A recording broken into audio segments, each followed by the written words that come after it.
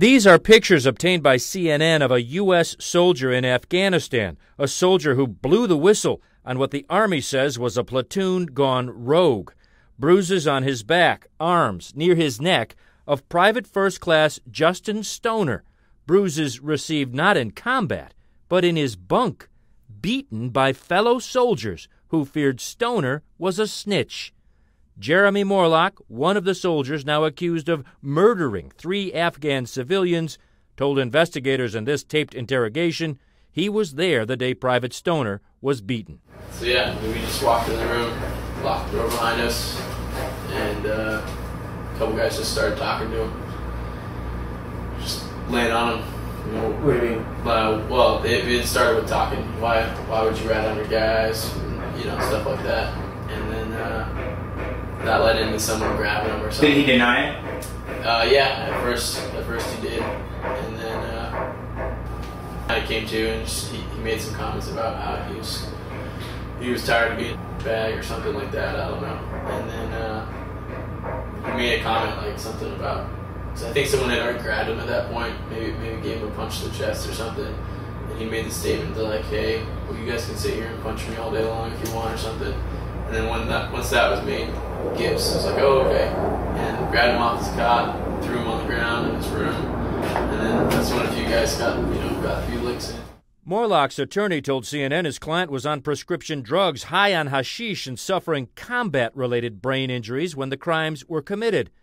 Sergeant Gibbs, the squad leader who has tattoos on his leg, which he said represent kills in both Iraq and Afghanistan, is the alleged ringleader. He hasn't admitted anything. His attorney told CNN he is not ready to comment. Others during interrogation also described how they believe Stoner was a rat, about to tell commanders about the drug use going on at Forward Operating Base Ramrod.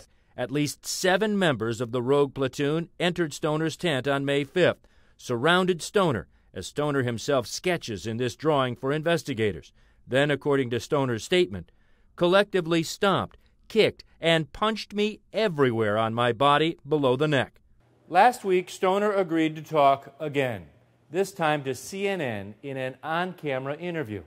But just 3 hours before that interview was to take place south of Seattle, CNN received this email from Private Stoner's military attorney. About 2 hours ago, prosecutors and I met regarding the disposition of the case against PFC Stoner, the attorney writes. Based on this meeting, PFC Stoner will be given full immunity in this case and not be prosecuted for any allegations made against him.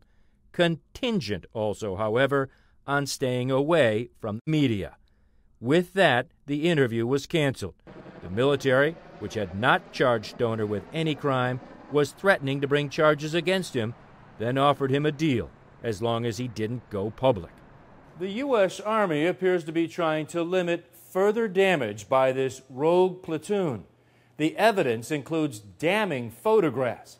Those who have seen them tell CNN they show soldiers posing with dead Afghans like hunting trophies.